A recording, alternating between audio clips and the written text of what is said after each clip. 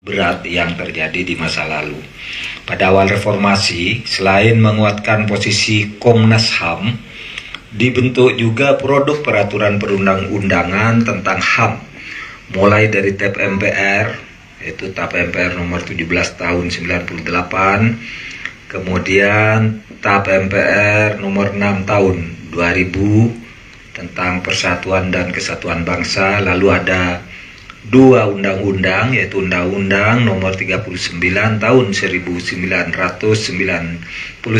tentang hak asasi manusia dan Undang-Undang nomor 26 tahun 2000 tentang pengadilan HAM, serta juga melakukan ratifikasi terhadap berbagai konvensi internasional yang terkait dengan HAM, yang kemudian ditindaklanjuti puncaknya dengan amandemen atas Undang-Undang Dasar 45, yaitu pasal 28 yang menyisipkan pasal 28 sampai dengan pasal 28A sampai dengan J.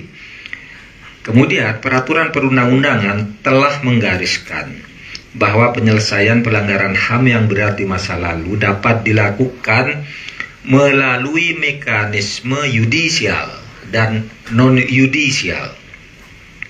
Mekanisme non-yudisial tidak meniadakan mekanisme yudisial atau sebaliknya. Yudisial juga tidak serta-merta menghilangkan non-yudisial. Lembaga yang memiliki kewenangan untuk menentukan satu peristiwa merupakan pelanggaran HAM yang berat atau bukan, itu hanya Komnas HAM. Jadi tidak bisa orang per orang mengatakan itu pelanggaran HAM berat. Yang mengatakan itu adalah Komnas HAM berdasarkan sebuah penyelidikan dan keputusan sidang pleno. Nah, berdasar itu maka Komnas HAM menentukan saat ini masih tersisa 13 pelanggaran HAM yang berat, yaitu 9 kasus yang terjadi sebelum keluarnya Undang-Undang nomor 26 tahun 2000 dan 4 kasus itu terjadi setelah keluarnya Undang-Undang nomor 26 tahun 2000. Undang-undang tersebut adalah undang-undang tentang pengadilan HAM. Mekanisme yudisial untuk menyelesaikan pelanggaran HAM yang berat di masa lalu memang selama ini mengalami kesulitan, sehingga hasil penyelidikan Komnas HAM tidak dapat atau belum dapat dilanjutkan ke tahap berikutnya oleh Kejaksaan Agung, masih terus berproses. Terdapat bahkan beberapa kasus yang telah diajukan melalui mekanisme yudisial, yaitu pelanggaran HAM yang berat pasca jajak pendapat Timur Timur, yang kedua peristiwa Tanjung Priok, dan yang ketiga peristiwa AP Pura.